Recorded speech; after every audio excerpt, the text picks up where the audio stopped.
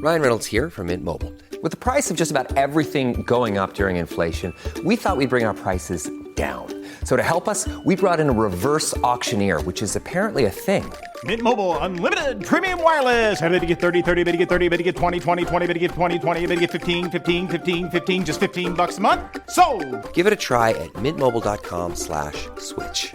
$45 up front for 3 months plus taxes and fees. Promo rate for new customers for limited time. Unlimited more than 40 gigabytes per month. Slows full terms at mintmobile.com. This episode is brought to you by La Quinta by Wyndham. Your work can take you all over the place, like Texas. You've never been, but it's going to be great because you're staying at La Quinta by Wyndham. Their free Bright Side breakfast will give you energy for the day ahead. And after, you can unwind using their free high-speed Wi-Fi. Tonight, La Quinta. Tomorrow, you shine. Book your stay today at lq.com.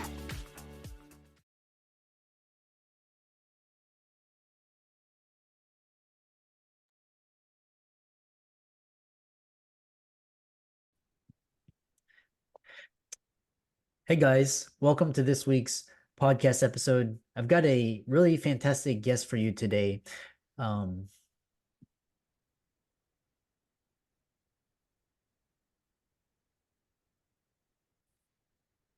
Hey guys, welcome to this week's podcast episode. I've got a really fantastic guest for you today, Jean Andrus, and she's the menopause guru, but she's got a particularly interesting slant regarding menopause, helping women through this period and this phase. And I'm really excited about this conversation, and I'm pleased to welcome her to the show. Jean, welcome. Thank you for having me. This is a wonderful, way to have a conversation. I'm delighted to be here. Yeah.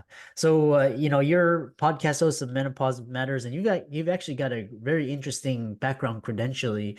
And so for the audience out there, talk about how you got started in this space, and we'll dive right into the conversation.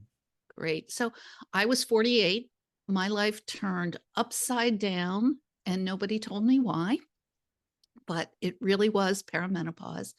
And it affected me emotionally more than anything else because I actually was a had late menopause. So I wasn't having the physical symptoms, but I was depressed, I was angry, and I had low libido, and I was gaining weight.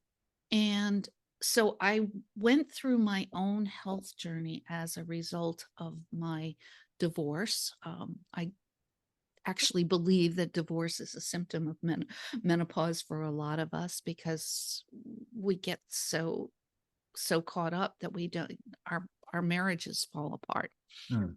And so I went through my own health journey, and I decided I was going to become a personal trainer.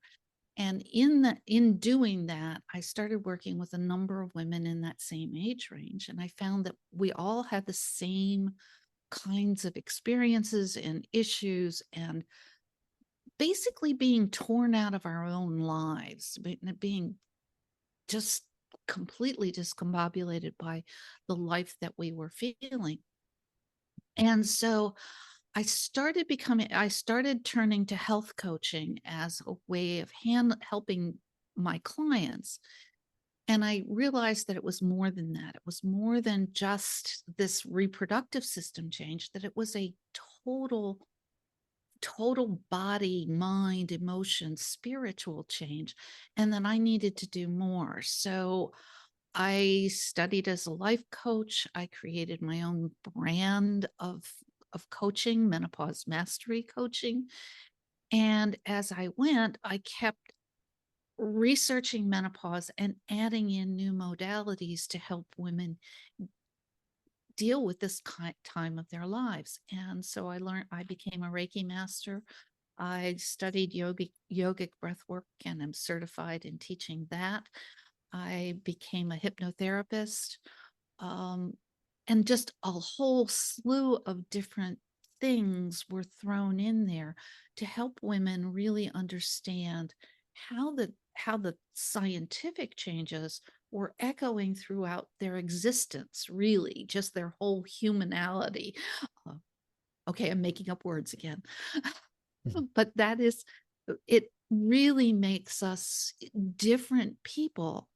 And so we go through this period where we are liable for a huge number of symptoms, and the less we take care of our bodies, the more those symptoms can create havoc and what I call menopause misery. Mm. And if we support our bodies and understand the changes and give ourselves free rein to be the human that we were meant to be in this time of our lives, we turn misery into magic.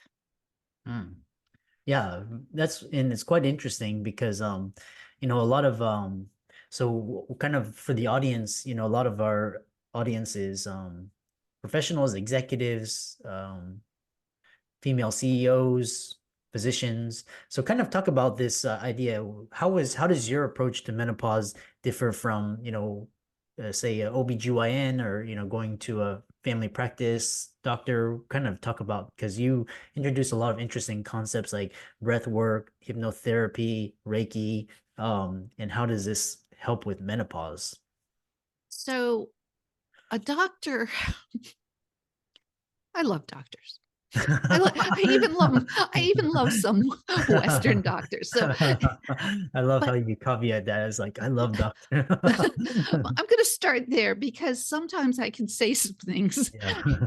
as we follow on that sound like I don't love doctors. I actually think Western allopathic doctors have an amazing set of tools for acute problems.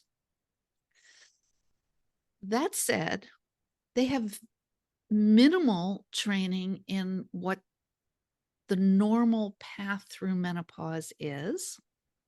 They have minimal training in nutrition, and they have minimal training in exercise.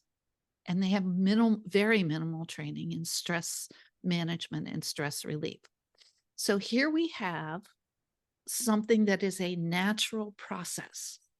Every woman will go through menopause sooner or later if she lives long enough.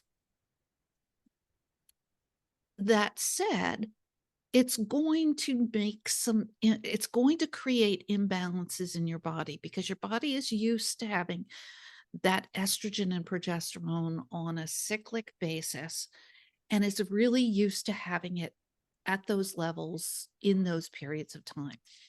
And so now it comes along and we start losing that ovulation, which creates the estrogen and progesterone. And we could have a whole long discussion about that, but let's not.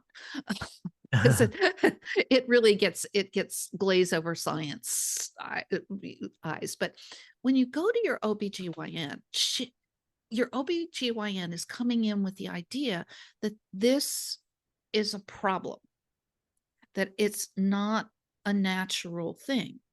And so they do what they do best. They prescribe something. And so that's usually hormone replacement therapy, which is not even safe for all women. But it doesn't really solve the issue, because this is what your body wants to do, is to change its levels of estrogen and progesterone. Or they give you specific drugs for specific symptoms. So you might get cholesterol medication, or you might get blood pressure medication, or if you're having a lot of hot flashes, you might get an antidepressant. There is a new thing on the market. I don't know too much about it. Don't know anyone who's taken it. I don't need it, so I'm not going to take it. But you can get these lists of symptoms and walk away with a handful of pills for symptom after symptom after symptom, because doctors aren't saying, oh, this is what your body is going through, so let's support your body in the best way possible. And it goes back to what is it? Not Heraclitus. He's change. Hippocrates. Let food be your medicine and medicine be thy food. So we're looking to support you in a way that does it, that your body likes, that your body is happy with. And so you're not not fixing a little bit of it, you're fixing the whole thing, and you're letting your body be what it wants to be naturally. Now, there is this amazing, and I'm going to talk about it here, gift of menopause. And those drugs are going to short circuit at least this gift, at least to a part. And that gift is that we don't have to give, I'll say it this way, we don't have to care what other people think of us. So women in their reproductive years, estrogen is tweaking their brains to make them more social, more people pleasing, more mate attracting, so that when they are 6 to 9 months pregnant and or have a newborn and or have a toddler and are not capable of going out and killing the woolly mammoth, because remember, this is where it all developed. As hunter-gatherers, we weren't capable of going out and killing the woolly mammoth or the forest deer or whatever. So we got this, we survived better if we were people pleasers and hold a community together around us. So we had, I hate to use the term sister wives, but we had sisters in our tribe who helped us through that stuff. We attracted mates who went out and killed the woolly mammoth and brought back the meat. And then we get to menopause, and the estrogen, which has been telling us to be people pleasers all this time, starts to diminish.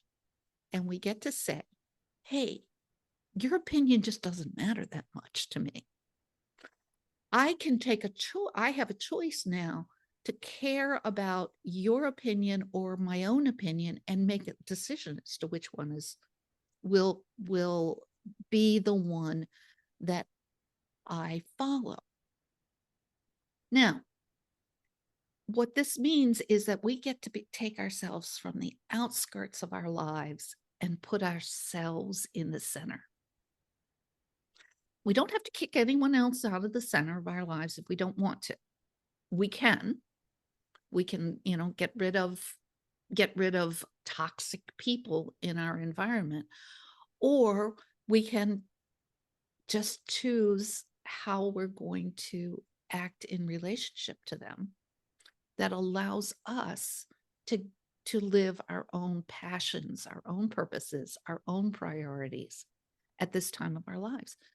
So what you see is a lot of women who walk away from corporate jobs and follow their passions. I did. I was a corporate DBA. I worked for Oracle Corporation as a consultant, going out, implementing huge computer systems, and I walked away from it. And I walked away because it wasn't filling me up. Doing that wasn't filling me up. And yet, if you're an executive or a CEO or in the C-suite, you may not have that option.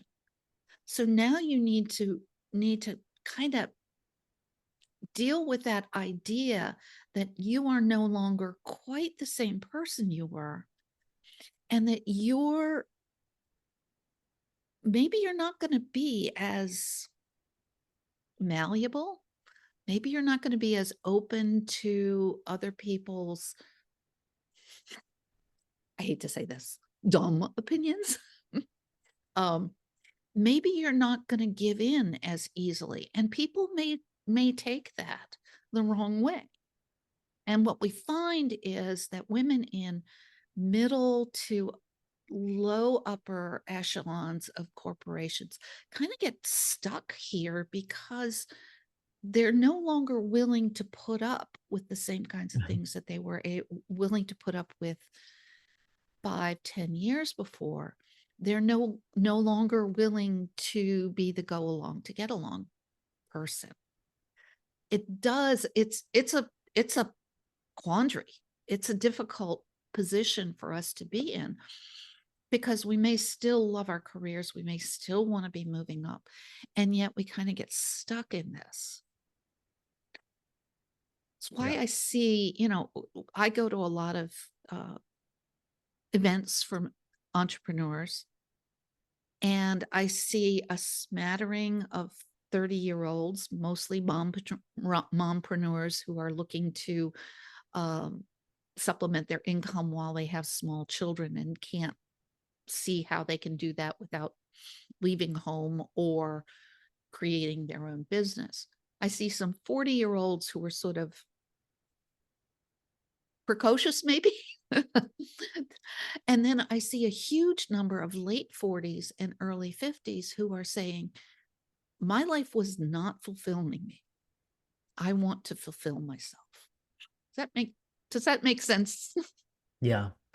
Yeah. So, kind of interesting thing is this idea. I know we have I know you kind of coming towards the end of this conversation, but tell people how they can contact you, reach out to you, check out your work, um, follow you on social media, etc.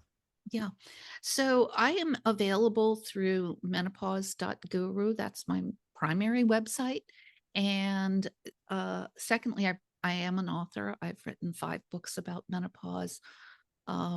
Those are available through menopausebooks.com. And my podcast is Menopause Matters. It's available wherever you get and listen to your podcasts.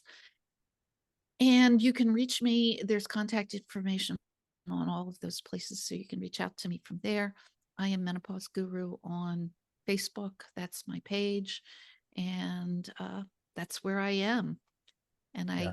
I work individually and in groups with women, and the hypnosis and the Reiki and all have been amazing tools to add to the idea of nutrition and exercise and stress management. It's just amazing. Yeah.